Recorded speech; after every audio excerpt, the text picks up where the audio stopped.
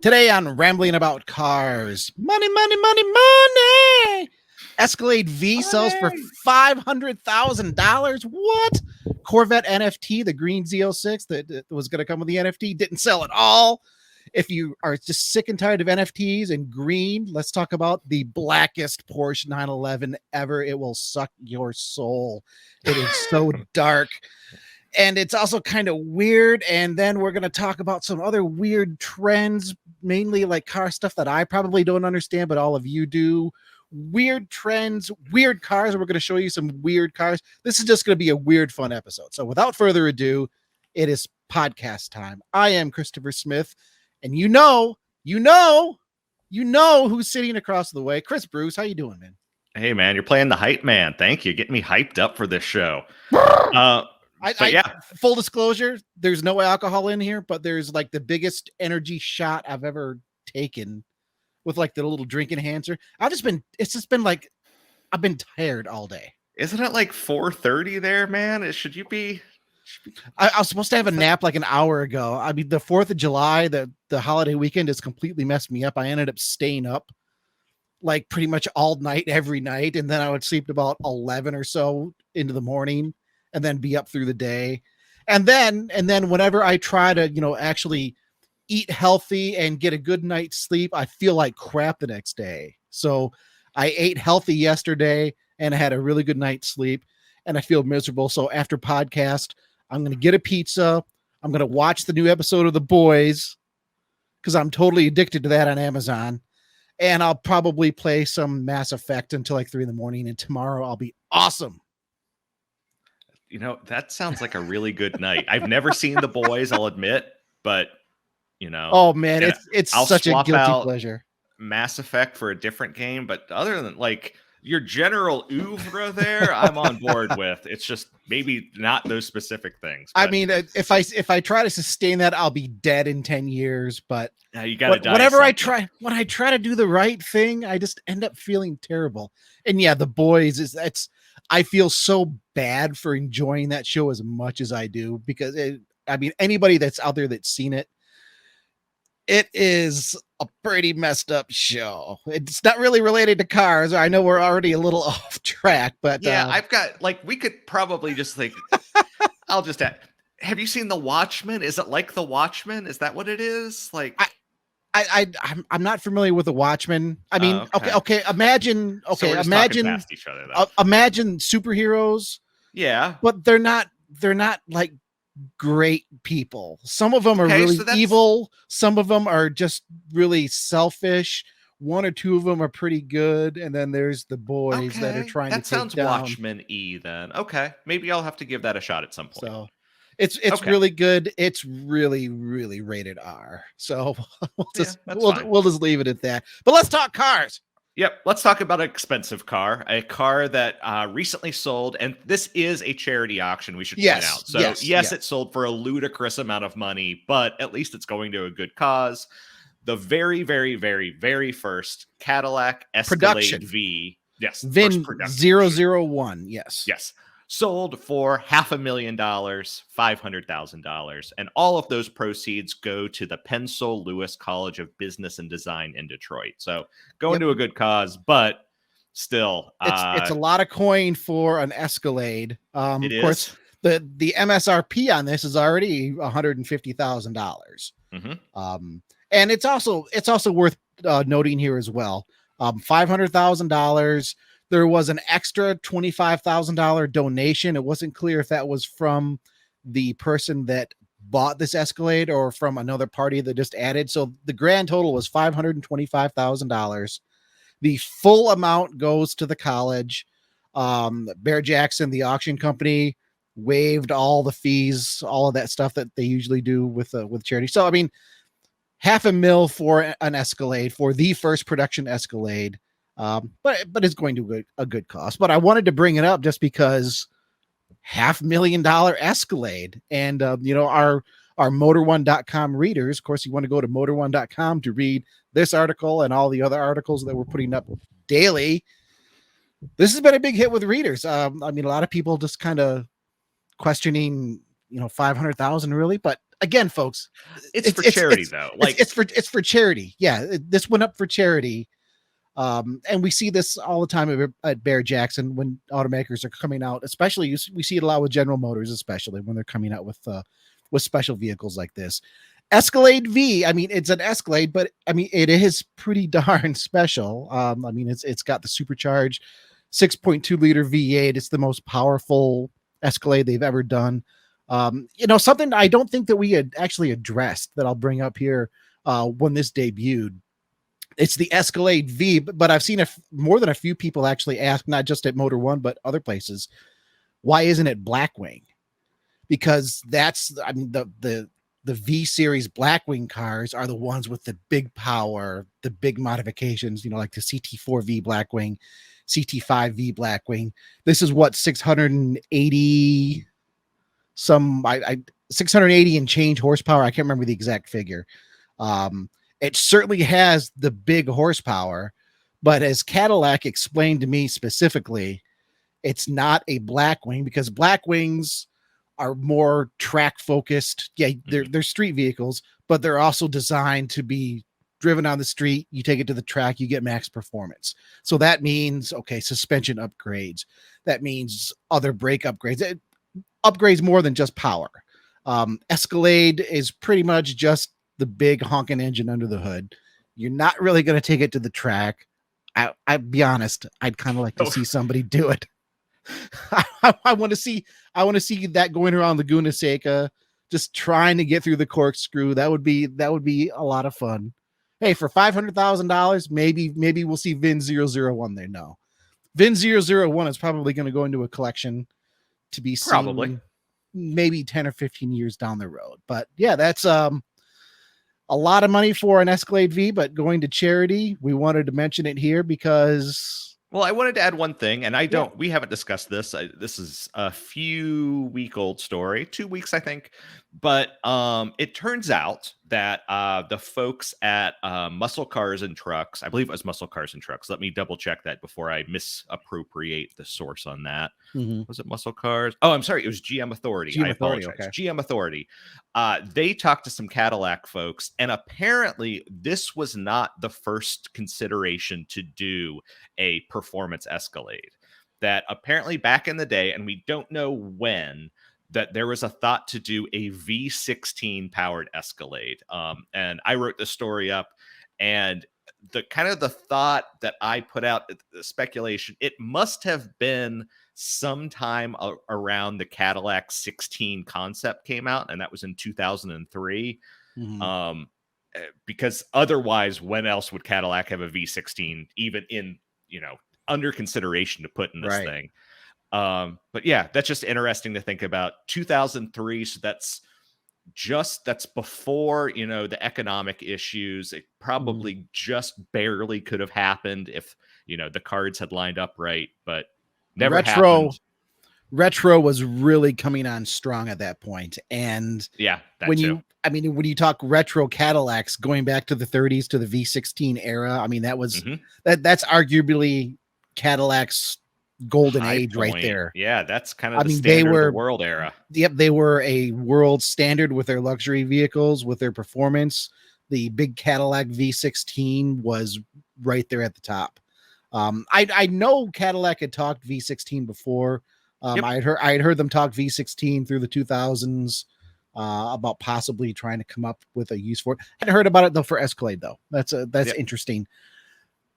I'm glad I'll just say I'm glad they didn't. It would have been that's a level of excessiveness even beyond what an Escalade should be, I think. But if you're watching on YouTube right now, you're seeing so this is the Cadillac 16 concept from 2003.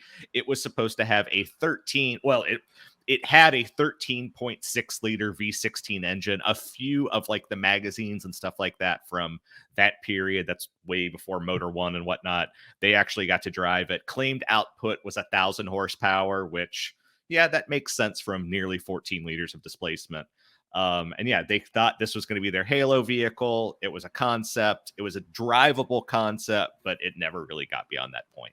But an interesting, alternate universe of history where there are 16-cylinder Cadillacs driving around in the early 2000s with like hoods that are 25 feet long. I mean, it's V16 sounds glamorous, and I know you have Bugatti with the W16, which is, I mean, it's a very compact 16-cylinder engine. But I mean, when you're thinking back into the 1930s, I mean, they were going with 16 cylinders, not because it's more than 8, right? I mean, it's how they were making power. The technology hadn't progressed to the point where they could really get a lot of power from a smaller engine. So, hey, just make it bigger, right? Exactly. So that philosophy doesn't really apply right now, but no. That now we have turbochargers, and we have hybridization, and we have electricity, and we have all sorts a little of stuff that motors the size of my fist that'll make like 300 horsepower. It just exactly. What a time to be into cars. Well, let's since we're talking about modern stuff, how about that Corvette NFT, Bruce? Well, we should specify. Did you? It was I mean, you heard about that, right? I did. You read our story, yeah. I did, of course. It was a Corvette that came with an NFT. We should specify that if someone had bought this, I believe it was the equivalent. So it was sold in the what do they call it? The digital cryptocurrency, Ethereum. And one of the currencies. Again, some of the trends that I don't necessarily understand. I mean, this was Chevrolet kind of taking a step into the world of NFTs. And for those that are like, what? Or for those that might be a little confused, NFT, non-fungible token. As I break it down into my head, it's basically just digital art. It's just it's like a piece of art, but it's digital, and it has a special code in it that makes it unique. So if somebody were to try and copy it, I don't know exactly how the copy would work, but it all comes down to, okay, it's just this unique piece of digital art. So I've got 2 things for you. Yep. So first off, going to this Corvette, the minimum bid was 206 Ethereum, which at that time, the conversion rate of that starting bid was $230,000. So for that, you got the actual car, you got the special green Z06, right? An actual new Corvette Z06 in a one of one green color. Correct. And you got the NFT to go with it. And and you're right. NFT stands for non-fungible token. And the best way that I have seen it explained is that think of a baseball card, or if you're like a child of the 90s like me, if you remember like the X-Men or Spider-Man cards that came out, that's actually kind of an even better idea. So you buy a pack of cards, let's say, and you buy a pack of cards and you get, there are rarities associated with each card. Maybe it's one of one, that's super special. It's unique. 1 of 1,000, 1 of whatever. And that is set by the person that is making it. You have that card. You have that very special card. You do not own the trademark on that card necessarily. It's not like you can take that image and license it out and make money from it. You don't own that. You just own that specific card. And that is kind of what the NFT is doing, that anyone can right click on an image, right click, save as, and have the JPEG. And literally anyone can do that in the entire world. But you have one with a very special serial number that says this belongs to you. And you own that specific image in the digital world. And that to me, that explains NFTs the best, that it's not, you own an image that could be copied. You could take your 1989 Upper Deck Ken Griffey Jr. rookie card to a printer and put it down on the printer and make 1,000 copies, but those aren't going to be worth anything. That one original card. It's not the one original. And also it's not just images, because it's digital medium. It can be an image. We've seen things from automakers, not the full NFT, but teasers that we've seen, little short videos. I'm trying to remember the one specifically. I think it was Lamborghini that did one where the NFT would depict the customer's car, basically, because I think it came with a car.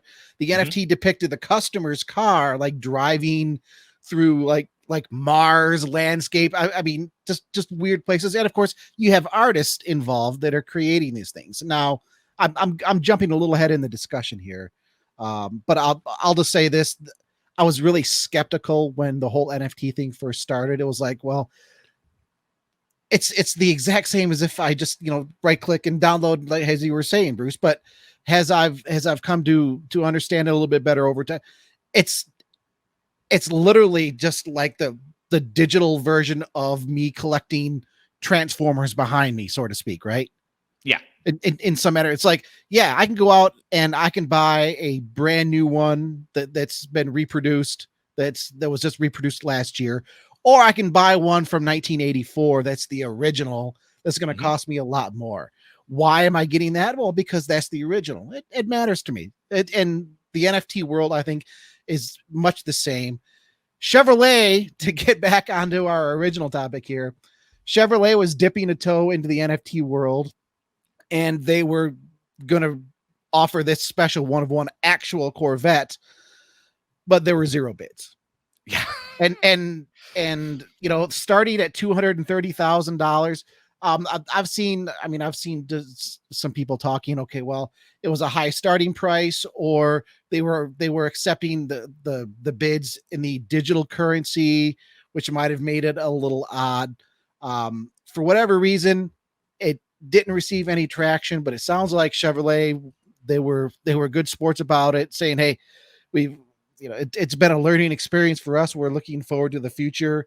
I can say that if you follow some of the links that are in the story at motor1.com, I think there are still some auction links that might be in there, or links that'll take you to the auction links or the special pages at Corvette. Those are gone now. So as far as we know, this car isn't coming back, and the car itself hadn't been built yet anyways. Right. It's unclear if it will be built at all now. It was going to be a special one of one green.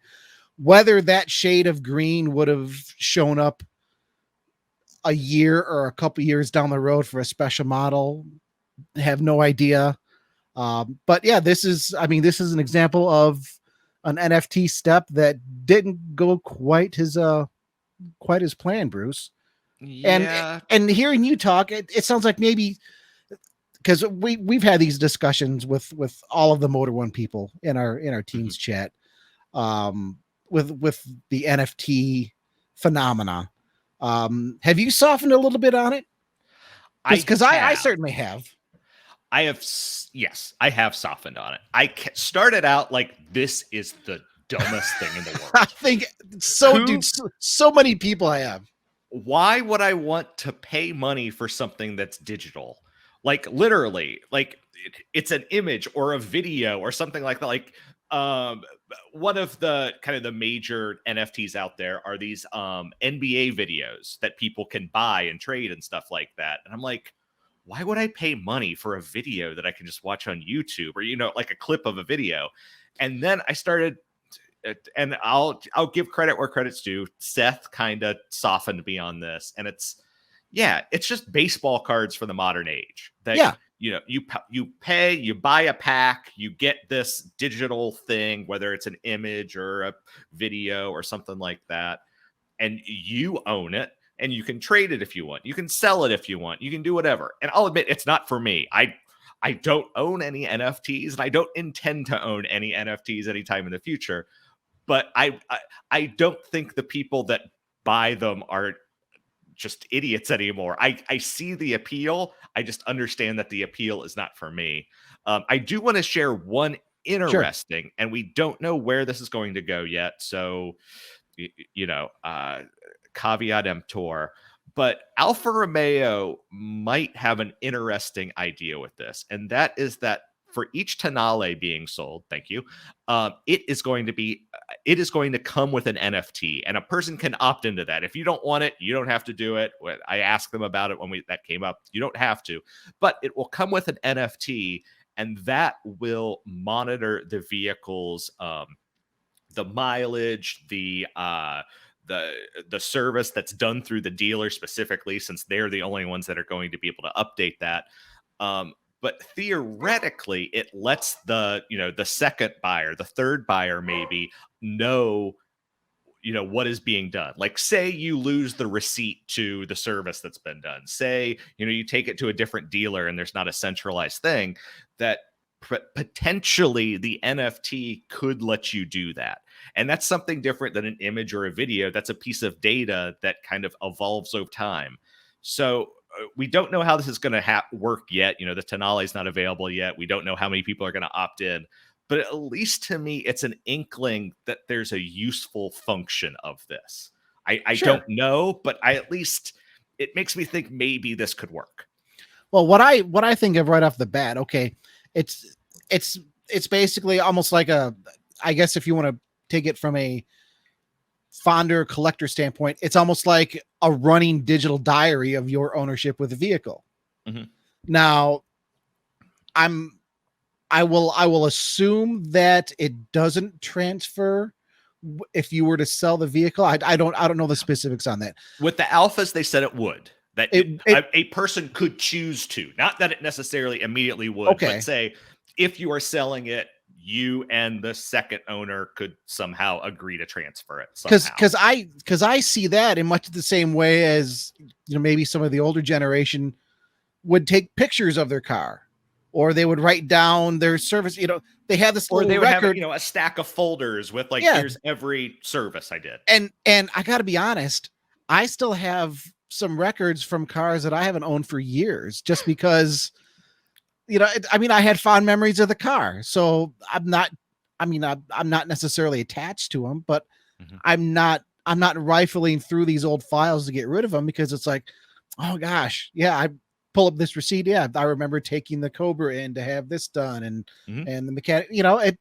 It's a part of the collector process. The difference here is we're talking tangible things that you can touch, like mm-hmm. photos, or gosh, even.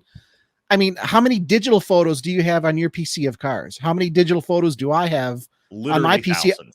Technically, those could be NFTs if you could get the digital identifier into them. You'd have to put them on the blockchain. Correct. But in that respect, we sort of already have NFTs. We just need to put the digital stuff in there. It's kind of the same thing. It's digital, intangible versus tangible, but it all comes back to something that you want. I think the big shock when this all first started, and maybe it's similar. I don't know, Bruce. I know I'm a little bit older than you. I don't know if you remember the .com craze, like in the late 90s too well. I read Wired magazine in 1999. I was there. It's like, oh, you build a website? Oh, I'll pay you like $1.5 million to build my website. That kid who sold pixels for $1,000 each. Do you remember that? That just started a website, and I think it was $1,000, maybe it was $100 each, but regardless, just sold pixels, so companies could make their things. Yeah. And made just a boatload of money off of that. Yeah. It was just kind of that initial, holy cow, here's something a little different. The financial aspect was just kind of crazy and off the hook.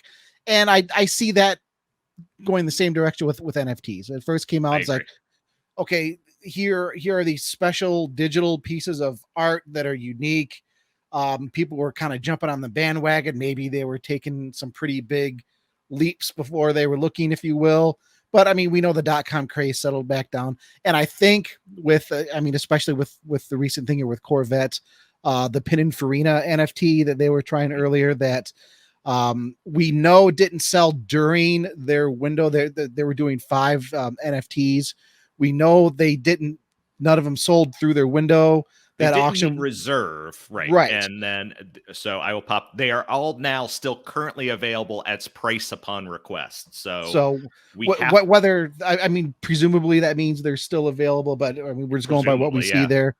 I think maybe we're starting to see this settle a little bit, and we've seen other companies offer NFTs. Hot Wheels did an NFT a little while ago. They've done several, and they've been kind of, that is very much the baseball card kind of aesthetic. You buy packs essentially, and you get them, and then they are registered through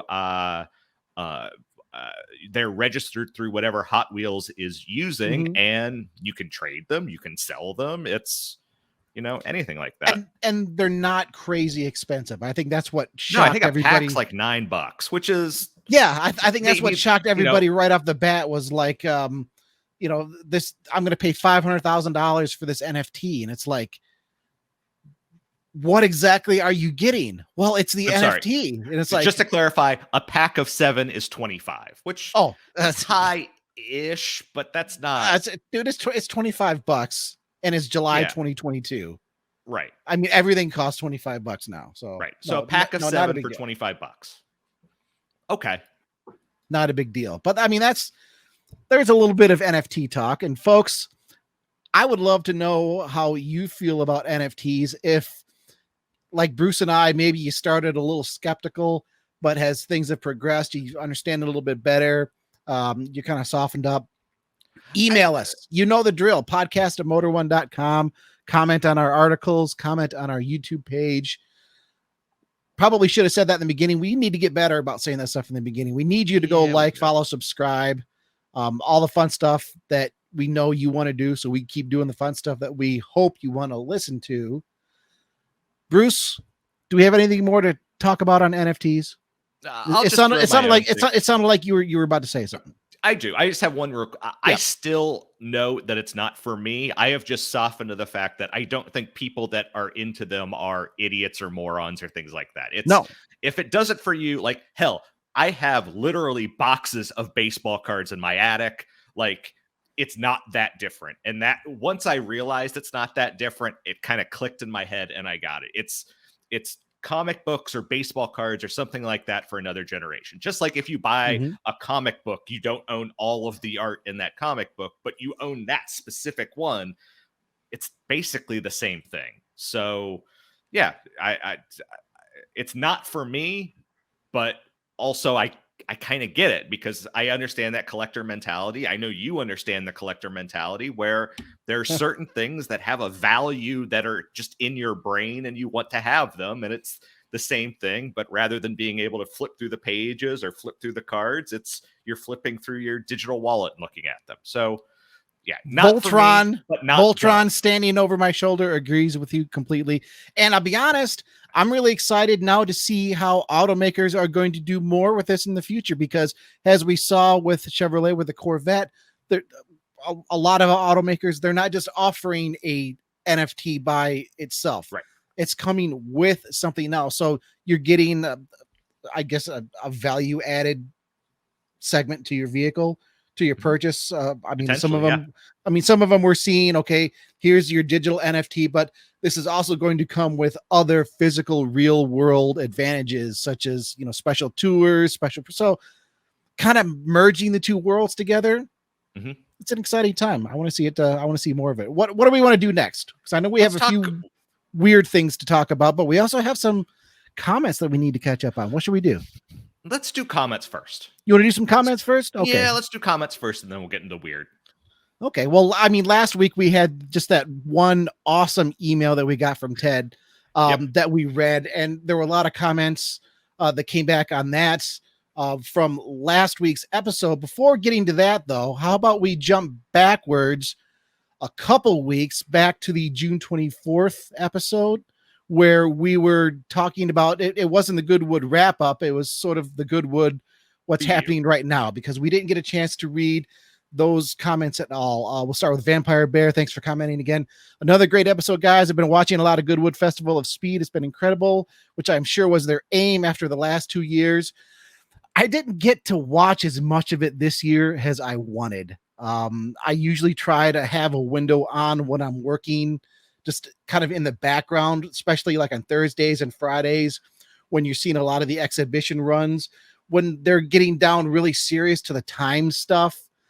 I'm not really paying as much attention because it's great. It's hard to do, man. It's great. They're professional. They're getting the job done. But I really enjoy just watching the people out there having a blast and just enjoying the vehicle, enjoying the atmosphere.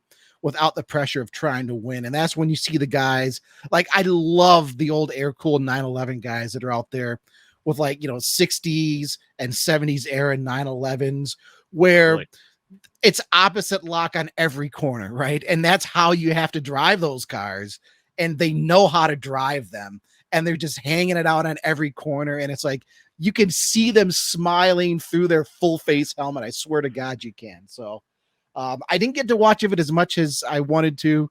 Hopefully you got to watch some of it. Harf of Jar says Goodwood Festival of Speed is really awesome. Been a few times, a little bit jealous, I'm not going to lie. This year seems like everyone is going. I mean, if you caught the episode last week, senior editor Jeff Perez was there, and he pretty much said the same thing. It would just, it felt like a very, very big event this year. Great to hear the show update talking about my Toro Show project car. It is still sitting in Michigan under wraps, and it will be for a few months, but I can't wait to get going on it.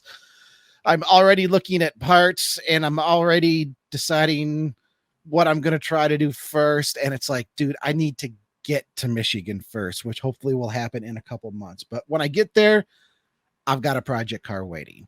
And also, Harf of Jar says, also the front wheel drive $5,000 challenge a couple weeks ago, I found a 2005 VW Passat GLS TDI diesel wagon, black on gray leather, 303,000 miles for $4,500.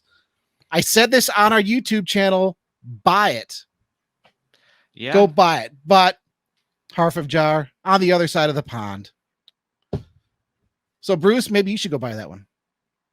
No, that's not for me. Gino Nix also commented, said, all in all, that's a sweet looking Mustang. I'm assuming you're talking about the my red 95. I shared a few pictures from the road trip that I did. I appreciate it. It's a 10-footer. If you get close, you're going to see some scratches, some hail dings. I had a lot of the hail dings removed.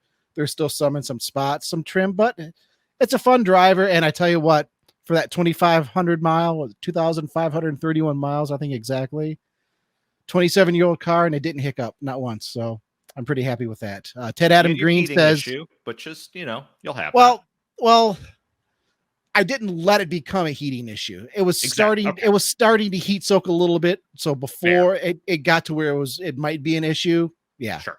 But I'm trying to do 80 miles an hour in 100-degree, literally 100-degree temperatures with 50, 60 mile an hour, just hot as hell crosswinds.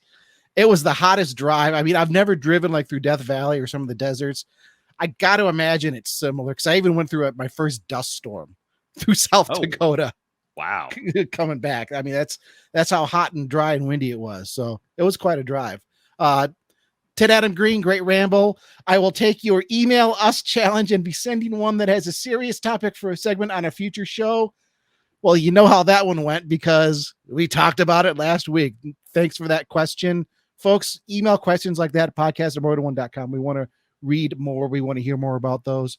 Vampire Bear had another comment here. Here's an idea. How about interviewing some dealers and car makers? I tell you what, we do have some guests coming up here just in the next couple weeks. Yep. I would love to get some higher level car makers on the podcast. I won't drop any names right now. I'm going to try to get one that would be a pretty high profile guest that I think I don't even know who you're talking about. So that's everybody would recognize. I just got to figure out the right way to try to do it. So yeah, it's something I've been mulling in my head. I don't like to bring these ideas to fruition unless I think they might actually be accomplished. So, but yeah, definitely we're working on some more guests. Thanks much for sending in that suggestion. Bruce, do you have any comments pulled up there on your side? I've got a couple. So,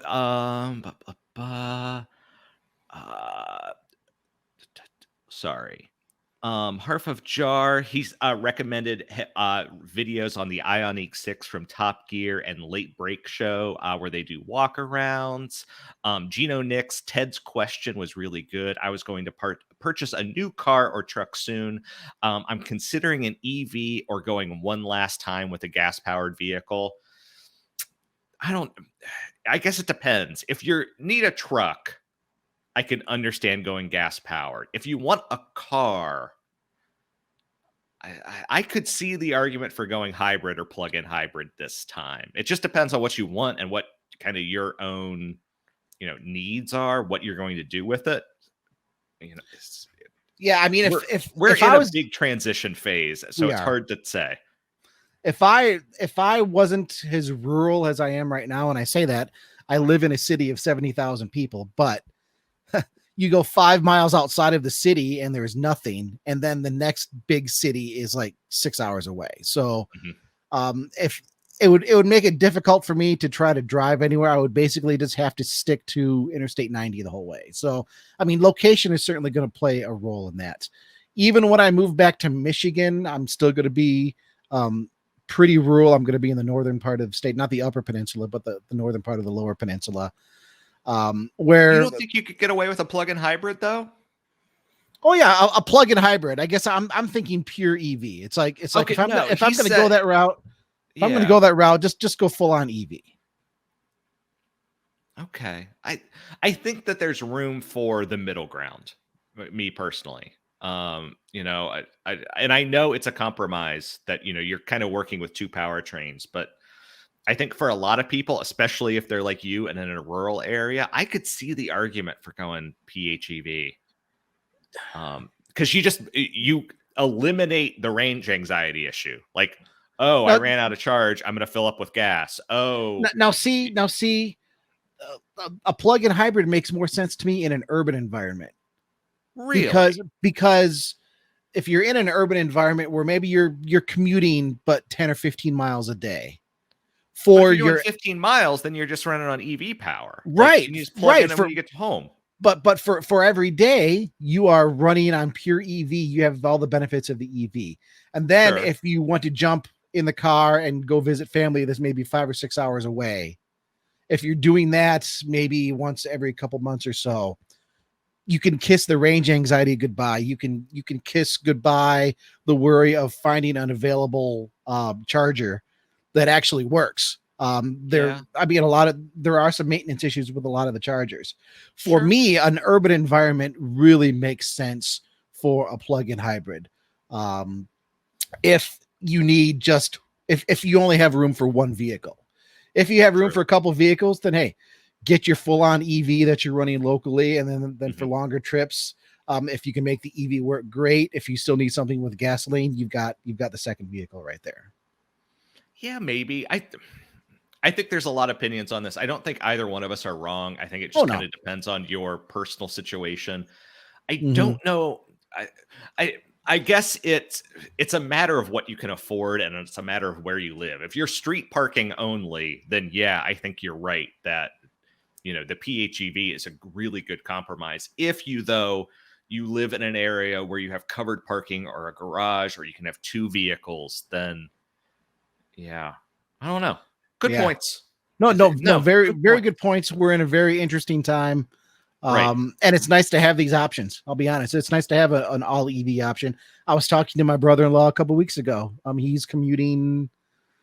Oh, I forget exactly what he said. I mean, he's commuting a significant difference each day. He has a Honda Civic right now that gets like 40 some mpg on the highway, but it's like he's filling it up like every couple days right now.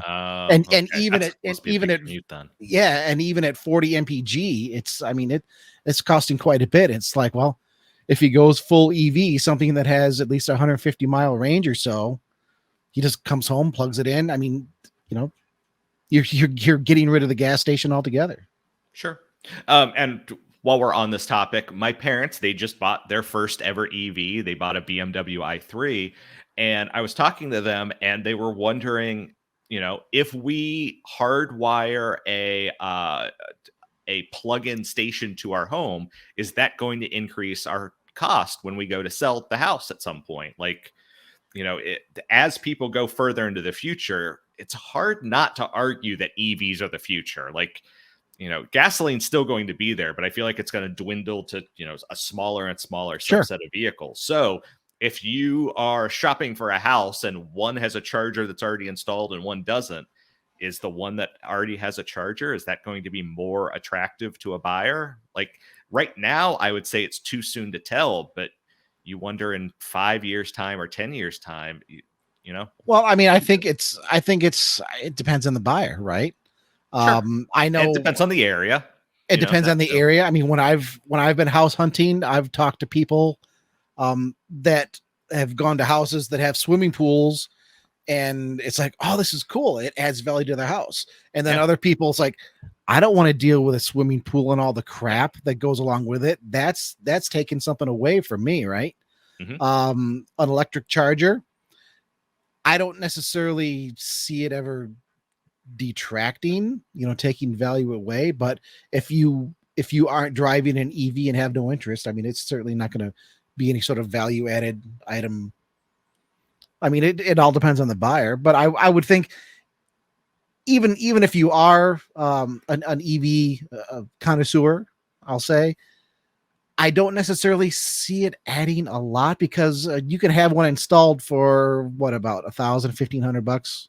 Yeah, 1,500 to 2, I think, is kind of the number. They're about. So I mean, it's convenient to already have it there, but I mean, is it going to add a huge value to a home? It's not going to add $10,000 to your house either. Right. But anyway, let's talk car colors. No more rambling about houses. Let's talk about some cool cars. This Porsche 911. We just came upon this video. Well, actually, Bruce, you found the video, if I remember. Well, correctly. I'll give full credit where credit's due. Chris Pockert, who formerly from Autoblog and formerly from CNET Roadshow and places like that, he posted it on Twitter. I saw it and I shared it with you guys. But yeah. Thank you for that, Chris, because our readers are loving it right now. Yeah. C3. Yeah, our readers are loving this right now. World's blackest Porsche 911. Looks unreal and disorienting. Our colleague Jacob Olivia wrote this one up. If you're familiar with the BMW X6 in Vanta Black, it's very similar to Vanta Black. And if you're like, what the hell is all of this? You have no idea. You can go to Motor One Podcast and see what we're talking about, or you can go to motor1.com when you have a chance and look at the article. It's basically a version of a black paint that absorbs nearly all light. And that's just like, so this car is, so we need to specify real quick. There is Vanta Black, there is Vanta Black and Musou Black, which are kind of competing against each other. This Porsche is Musou Black, which reflects 0.6% of the light that hits it. Yeah. So 0.6. Or to put it another way, it absorbs 99.4% of the light that hits it. Right. So essentially it's hard to get much blacker. Right. But Vanta Black does get a little bit blacker. I think by 0.2%. Just a little bit. But the takeaway is, and you think, well, yeah, I mean, like a flat black finish. I mean, that absorbs light. It's like, no, this goes way beyond just a flat black finish. When you look at it, it looks two-dimensional. It does not look real because you cannot see any like body lines, creases whatsoever. For those that are watching right now on our Motor One Podcast YouTube channel, you're seeing the thumbnail image of this car. That is not a doctored image. It looks like it looks like a two-dimensional, like brush painted picture. Right. No, that is the actual car. And yeah, it absorbs nearly all light.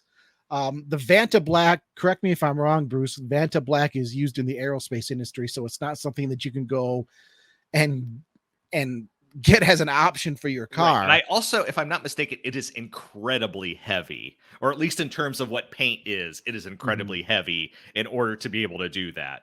I believe Musou Black is the same way, because in order to absorb that much light, it's just kind of so far beyond. But yeah, aerospace industry, defense industry, space, that type of thing, where you need to, not show up, where you need to be as black can be.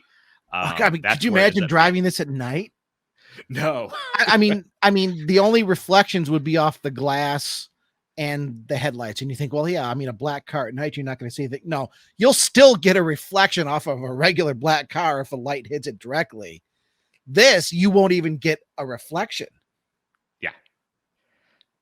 It's just, It's shocking and it's fun and it's incredibly rare because this paint is stupidly expensive. I thought we had done a story on it before and I'm not finding it when I looked it up, but it's so much more expensive than standard paint that, like, to paint a car in this color is, only a handful of people are ever going to do it. As we're showing here, if you're watching on YouTube, BMW did it for an auto show a little bit back, and that was in Vanta Black, which is kind of the competitor to Musou Black. And again, it's a one-off because the paint's so expensive, and also who wants, you're never going to see this car at night other than from the headlights and things like that. Yeah, and I mean, this kind of segues into a little bit of what we're going to talk about here, just in terms of kind of weird cars and Totally. weird finishes and just kind of colors in general. I mean, we've seen the Porsche, we've seen the BMW and Vanta Black.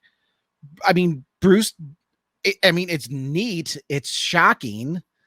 I would never want a car that's painted No. like that. I mean, how do you feel about that? It's exactly what it's cool and it's shocking and it's not really realistic, and it's so interesting to see videos and pictures of it, but it's not realistic. And I don't think this is ever something an automaker is going to offer from the factory because it is so expensive. It's adds so much weight. Like, there are so many compromises, but it's also so fascinating to look at, where you look at a color and you're like, to quote Spinal Tap, how much blacker can it be? No more blacker. Like, I guess I would, before I would finalize my decision, I would need to see one in person. Because I mean, that's fine. Like, actually in person, we've only pictures, seen not in video. I would need to walk up to one and see it. Because at least there you can perceive it in 3 dimensions. I mean, as we're looking at a photo or a video, we're still perceiving it on a 2-dimensional screen. Correct. So it's going to look different in person. But I can't imagine wanting a car in that color. I mean, I like a car that's shiny. I'm not even a really big fan of the various wraps that people do where it's just like a dull or a matte finish. So as we were talking about this earlier, you kind of prepped me for a little bit of a rant you have about patina, and not authentic patina, not like, oh, this car sat outside for a while and it got some paint fading or whatever, but fake patina. So I'm going to cue you up here and I need you to hit it. Do your patina rant. I don't know that I have a patina rant, but it's like, it's like, let's preserve how I didn't take care of this car, or let's preserve how you didn't take care of this car. No, that's different. That's different though. I disagree. It's not. You leave it outside. You don't wash it. You don't polish it. You don't do anything to take care of the exterior. The paint fades away. It rusts. I mean, I get it. I mean, let me just be clear there. I do understand the appeal. It's like, you're getting better with age. You're showing your wisdom. You're showing your character. Hey, this vehicle lived a life. You're looking at the life that this vehicle lived, with how the paint is faded, with how you have some rust forming in certain areas. That's almost like just a visual history of the vehicle that you can almost taste. And I do understand that aspect, and I can appreciate that aspect. But I don't necessarily want to preserve it. I really don't want to promote it, I guess maybe is the right way. It's okay. The car, hey, the car has lived a life. I can see that. I can appreciate that. Now let's give it the love and attention it deserves. Let's bring this car back to its former glory, right? Instead of like throwing a coat of clear over the top and leaving all leaving all the damage there. I like I said, I understand the appeal for some people. I just don't understand why you would want to preserve a crappy looking vehicle. Sorry. I No, know no, no. and I know, I also know there's an artistic standpoint where it's like no vehicle will age the same way. That kind of actually goes back to the NFT thing we were talking about, where the whole thing about comic books or baseball cards or whatever is the fact that they were stored in a certain way. And some of them were stored poorly, and we value those at less or whatever, but they still exist. Or some were stored in this like pristine, absolutely perfect condition. And yeah. And yeah, I mean, you have original versus restored, which can also be an argument there. But in my mind, when I see that, I just think, why don't you just get the damn thing painted? So have it look original and wonderful, and celebrate. I mean, celebrate has the vehicle as it was when it was brand new. It can be that way again. I'm just not into the whole preserving the patina thing. Hey, it's earned it. Well, you know what? No, it's earned some respect, and it's earned to be treated nicer. It's earned its former glory back. Give it its former glory back instead of celebrating how it was neglected for 30 years. I mean, that's kind of how I see it. And I mean, I was a professional detailer for many years. I don't know if that factors in here. But that's natural patina. The people that are like doing it on purpose, it's just that's the point where it bothers me. I will politely say no. How about no? If you're doing that on purpose, just no. Just step back. Surrender your license. No, now you're being mean. Stop that. Everyone, this is a big tent hobby, and if no matter what you have, it deserves to be respected. I'm there, man. I'm that guy. But I've seen people that like intentionally, they're like grinding on their car, and then they pour salt water on it to get it to rust. It's like, dude, this is a 2013 Honda Civic. Right. I am not. This isn't a 66 Mercury that's been sitting in a field. Yeah. So here's where I go.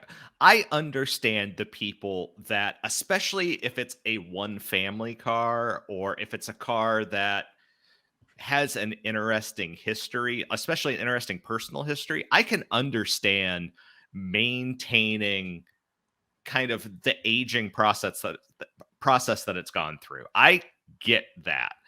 It's where you add fake patina where you lose me immediately. Mm-hmm. I don't understand the fake patina thing. And like you said, the people that are putting salt water on their car, or the people that are, somehow prematurely aging the vehicle, that loses me. It loses me immediately. So I'll give you that. It loses me, but if that's what you want to do, hey, the car industry, the car hobby is big enough for everybody. But I'm not sold. And as I say this, it occurs to me that the Mustang sitting in my garage, it has Ford's, I think it's laser red. It was a tri-coat, a special tri-coat color that they did. It has faded unevenly over 27 years.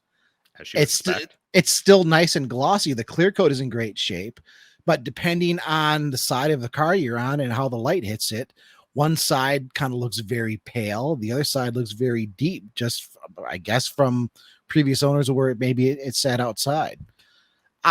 Or oxidation just of that paint naturally. You don't know. I don't celebrate that in the least. It bugs the hell out of me every time I see it.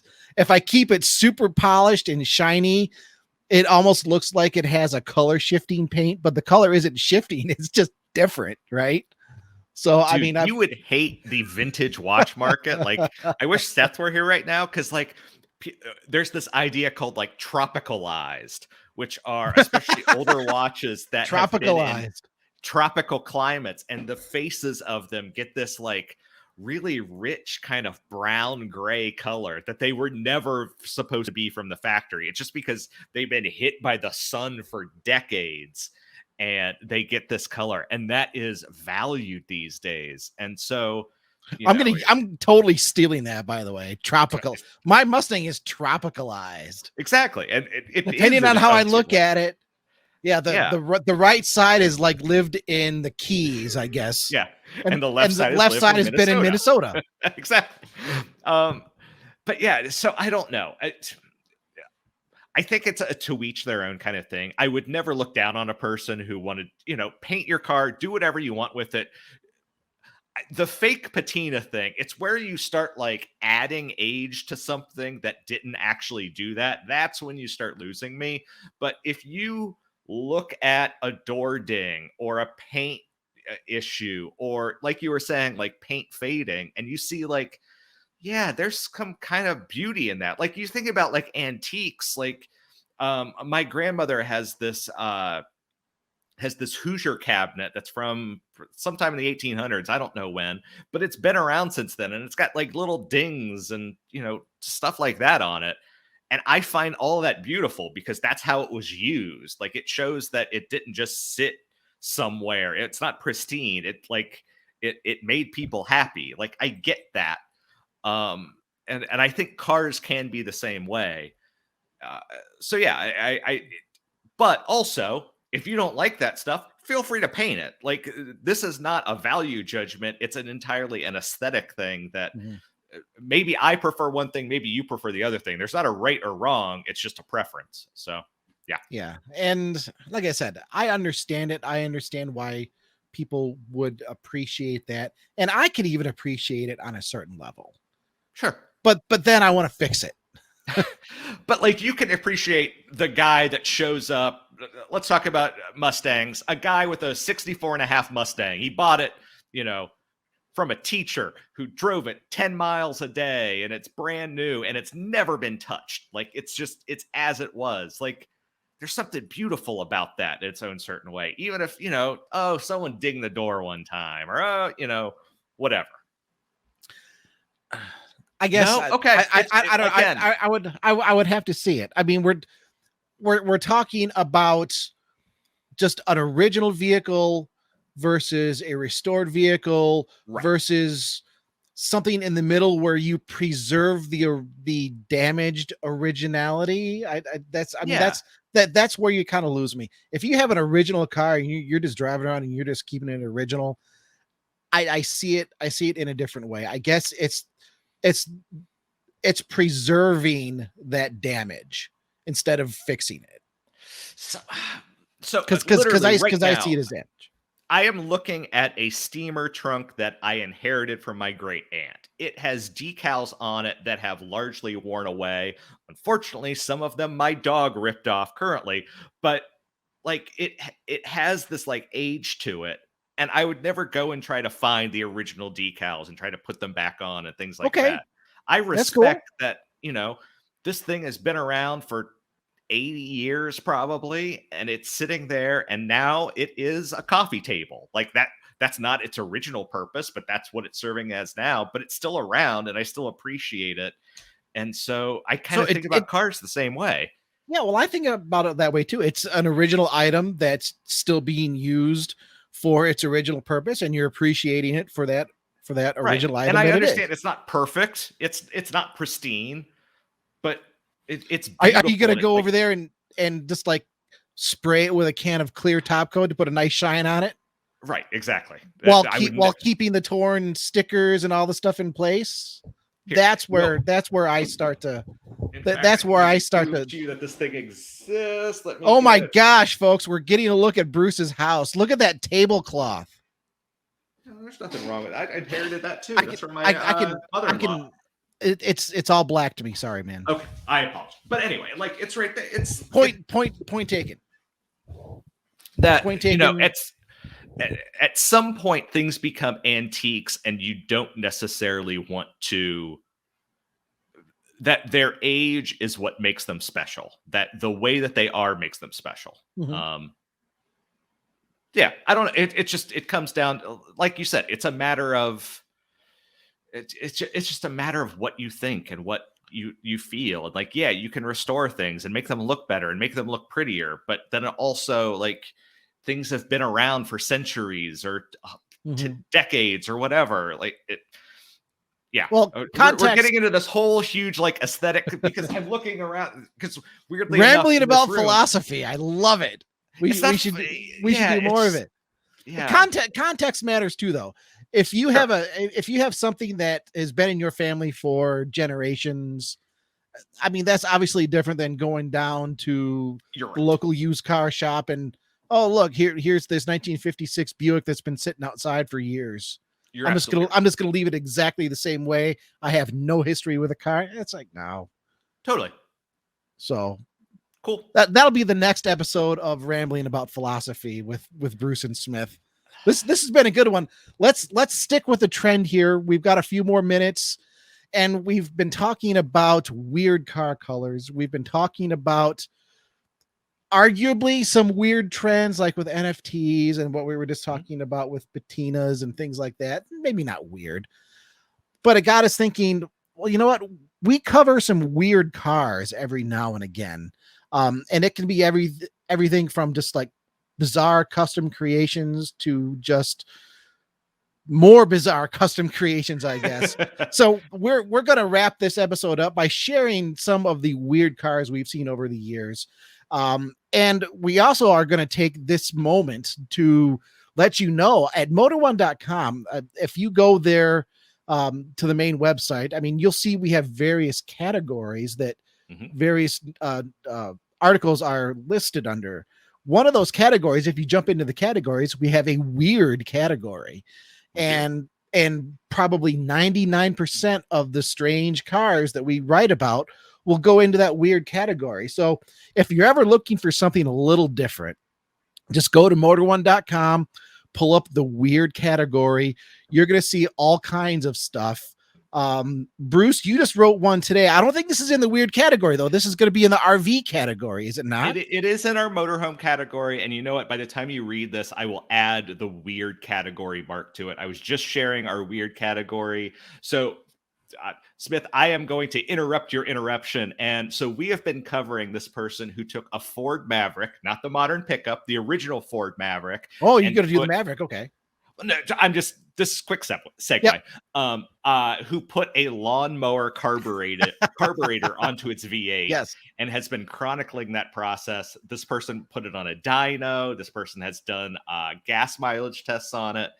It's a cool build. Like it's a weird build. Well, I mean, it's basically it's like a test bed. It's a 74 Ford Maverick with a 5-liter 302 V8. Really, engine not much different from what I have in the garage. But he decided, somebody told him at some point, you can't get a lawnmower carburetor to work on a regular engine. And he was just, I mean, he's kind of a genius when it comes to fuel delivery systems. And just knows engines. So, I mean, somebody tells him, you can't do it. Yeah, okay, I'll do it. And he's stressed over and over, it's not remotely practical. He didn't do it for the practicality. He did it for the absurdity, just to show that it could be done. And he created his own app to monitor air fuel ratios, adjust air fuel ratios. And he has the smallest carburetor that you can get, like a regular style carburetor for a lawnmower. And he 3D printed some parts, and he managed to get it onto this 5-liter 302 V8 engine. And he gets 42 miles to the gallon on the highway. He's estimating 42 miles to the gallon on the highway. And he makes 80 horsepower at the wheels? He was able to dyno it, and it's making 59.7 horsepower at the 60, wheels. Sorry, so I was thinking it was 80. Okay. The irony there is, if you go back to the mid-70s, like a mid-70s Ford Maverick with the entry-level inline 6-cylinder engine made about the same horsepower. So basically he's taken a V8 Maverick and he's turned it into a stock 6-cylinder Maverick, but he still gets 42 miles to the gallon. And he just drove it on the Hot Rod Power Tour for like 1,000 miles. So he's done pretty good. Maybe we'll talk about more in the future. We need to talk about this though, because this is a Kenworth custom camper. It's a Kenworth semi-truck with an Airstream trailer mounted on the back. It is so much more than that. So this is a guy named, I wrote up the story. I watched the video, I think 3 times now, because I also showed it to my wife. It is amazing. Is a guy named Charlie Nichols. He was a truck driver by trade. He was getting ready to retire, and he saw this Kenworth in the woods. he drove past it several times, and he finally decided to stop, and it turned out it was for sale, negotiated a price. He said apparently it had not run for 12 years. As you're going to realize as I tell this story, Charlie could have been a mechanical engineer, I'm pretty sure, in a different life. He got it running within an hour, he said. Now, he said it was very tired, and he's done a lot of work to it since then. But still, he got this non-running Kenworth running within an hour. And then a few weeks later, he found an estate sale, and there was an Airstream available there. And he's like, well, let's just put those two things together. And he did. So he took this Kenworth. He used a Volvo donor vehicle. So the front axle is now from a Volvo, and a good portion of the rear is now from a Volvo semi-truck. For anyone who doesn't know, Volvo makes semi-trucks. Anyway, and he created this super impressive rig out of it. Ton of work to it. So from the outside, to me is most impressive is that, so you can see what looks like these massive fuel tanks. They're not actually fuel tanks. Only this one in the front is a fuel tank. He has a toolbox. He has other storage. On the other side, he actually has an inflatable pontoon boat rolled up in one of these. He took just like scrap fuel tanks, sliced them up, turned them into storage areas, and that's what he's using for storage around the vehicle, other than the one fuel tank. And it looks like, you can't tell by looking at it. You would have to know. So inside, he said he has 110 square feet of living space. Sadly, the person that made this video, they didn't do a full tour inside. They focused on the outside. The outside's really cool. I would have loved to have seen the inside. But just from what we can see of the inside, he's got a nice sitting area. He's got a kitchenette. He's got a sleeping area in the back. He mentions waste tanks in the video, so I'm guessing he's also got a bathroom. He's got a ton of propane. He says he has enough to go a whole winter camping just on propane. Like, I want to say it's over 100 gallons of propane. It's like, wow, amongst the various tanks. He goes through like, I got 25 here, I got 25 here, I got a 50 here. Like, he's got a ton of propane tanks for heating. And then, you know, the other amazing thing is that you can kind of see it here. He's got a Cummins, and I apologize, my semi-truck knowledge is not the tippity top of the world. He's got a Cummins KTTA engine that is a twin turbocharged inline 6 turbo diesel. He figures he's making about 1,000 horsepower from that. And according to the video, granted, the turbos are like literally like the size of pumpkins. Yeah. And he says in the video, so he usually hauls this rig and then he tows his Ford F-150 behind it. He says that in 10 seconds on the highway, he can go from 80 miles an hour to 100 miles an hour, which is more than anyone needs. I've got to do the obligatory Smokey and the Bandit reference. You was doing 96 miles an hour? I didn't know my truck could do 96 miles an hour. He said this most latest trip, though. So back in the day, he said several years ago, this was their camping rig. These days, it's his commuter rig. He lives in Texas and he commutes up to the Northeast. I don't know where he lives in the Northeast. He doesn't mention it in the video, but the rig, the Kenworth for it, came from New Hampshire. So I'm guessing somewhere Massachusetts, New Hampshire, Connecticut, somewhere around up there. And this is kind of how he goes back and forth between his home in Texas and wherever he is in the Northeast. And it's just a damn cool rig, man. Like it is. I love that he preserved the pass-through from the cab right to the trailer. Well, there was no he made the pass-through. He created his own boot for it. Oh, I thought the pass-through was there in the rig, but not in the trailer. That's not the. Maybe I misunderstood the video. No. You wrote it. You saw it. I trust whatever you say. I'm pretty sure he made the pass through. I dig that you can sit in the cab of this truck and just walk right back into the camper. Totally. It's basically like the biggest sleeper in the world because of that, right? Yeah. No, that thing's just cool all around. Yeah. And I know for that, was crazy is the fact that he has enough storage. He has a pontoon boat, an inflatable pontoon boat that he stores in all of that storage area. That it's just like, yeah, like, you could take this thing, you take it to the lake. I'm gonna go fishing for the day, and then I can go chill. Like he's got a very unique rig there. And weird. Just the fact that it's like this Frankenstein of, it's a Kenworth cab, it's a bunch of Volvo pieces, it's an Airstream in the back, it's a Cummins engine. Like, he just kind of made it all work. And I really recommend people to go watch this video because it's a really cool build. And yeah, Charlie, check it out. I would love to track him down and have him on the show because he seems like a cool guy.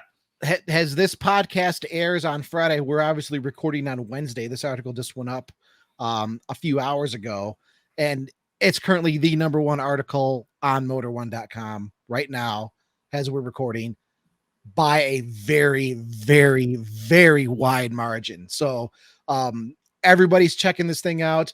You'll probably still be able to see it in the slider right on the top of motor1.com on Friday. If not, just search up Kenworth, man. It's going to be right there. Bruce, do we have time for me to share just another quick a quick little weird car, something that I wrote a while ago? Yeah, we're at an hour and 11 minutes right now. So yeah, you do one and then we'll call it a night. Well, let me see if I can bring this up here because is that the right screen? Yep, it's there. There we go. You're talking about campers and I'm talking about roller skates? What? Yeah, wait a minute. That is a roller skate. It's legit roller skate, but it's not. It's actually a vehicle. We don't have any other pictures to share other than what you see right here, which, looking on YouTube, that's a roller skate. But if you look at the very, very top of, well, the tongue, right? There's a steering wheel up there. This actually has a custom built frame and it has a V8 engine and it is a running, driving roller skate. And I don't know if this is still at the Volo Museum in Illinois. This is an article that I wrote back in February. It was just a video that kind of chronicled the the uniqueness of a roller skate. And I mean, obviously it's fiberglass. They're using dragster wheels front and rear to get like the proper like just hard plastic roller skate wheel look. And I mean, it is probably the weirdest vehicle I have ever written about in my life. And as we were talking about weird stuff, this immediately popped to mind. But then, Bruce, as you were talking about that Kenworth, there's also like a DC-3 or some aircraft that was converted into like a running, driving camper that we should probably talk about on a future episode. But yeah, Volo Museum. I'm trying to remember where the museum is at in Illinois. I can't remember exactly. I don't know where in Illinois, but it's in Illinois. But yeah, I mean, it's on display at that museum. The V8, it's not a super powerful V8.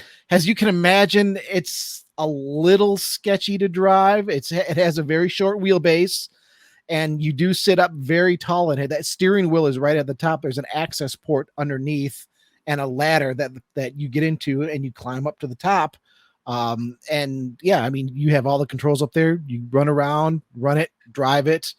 It's just a Chevrolet V8 engine. It's 14 feet. It reaches 14 feet up into the air. Oh, that's right. It's just a regular 5.7 liter Chevy V8. So, I mean, it's not super fast, but it's 14 feet tall, 13 feet long. So it's not necessarily something that you want to go corner carving. You wouldn't carve corners. The corners would carve you. Top speed is 20 miles per hour. Obviously, it's just it's an exhibition vehicle. But I think that thing just looks fantastic. I can't get over how well they created the look of a roller skate with an actual functioning frame with an engine that you can drive. I mean, it's like I said, it's probably the weirdest car I've ever written about. Mind you, I've written about cars that look like UFOs. I've written about cars that have the engines and the interior mounted backwards. I've written about cars that were once airplanes. I've written about. Oh, wait. I could not find your DC3 camper, which I know we wrote about, but I could not find it. But Holy I did crap! I totally forgot about the limo jet. The limo jet, yeah, which is from 2020. And so, yeah, that is another. It's older than that. We first came upon that car. I remember I actually talked to the builder over the telephone on that, like way back. Oh, you're right. In like 2017 or 2018. Because they had just finished it up and they took it to a show somewhere. Yep, August of 2018. Here, that's a Learjet. That's a Learjet fuselage. Like a legit Learjet fuselage that they put an engine in and they put a working powertrain in, and they just obviously they did the interior up, so it's just like a completely custom party machine.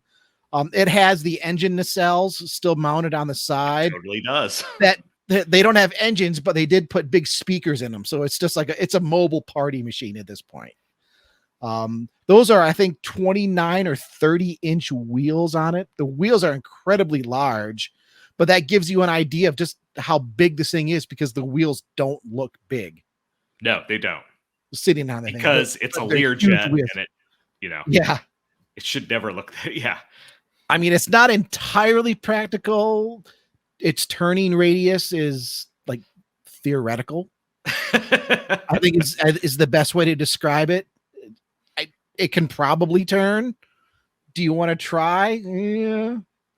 And when I say turn, I'm not talking about, hey, it can really go into corners at a racetrack. No, I mean just like turning. Yeah, just a 90-degree intersection.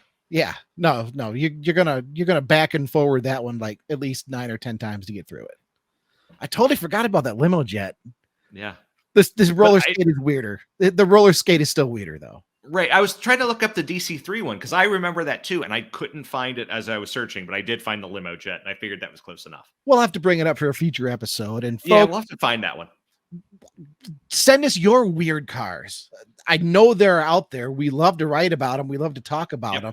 Send us your weird cars, maybe that you are building, that you own, maybe that you've seen. Email us podcast@motor1.com. You know what I'm going to say. Comment on our article that goes up every Friday at Motor One. Comment on our YouTube page, Motor One Podcasts. Listen to us on Spotify, Google, Apple, and a dozen other streaming platforms. You can watch us on Motor One Podcast. Wherever you get the podcast from, like us, follow us, subscribe us. It tells the algorithm, hey, these guys are doing stuff that people like, which means we get to do more of the stuff that hopefully you like. And this has been a pretty fun episode, Bruce. I've enjoyed this immensely.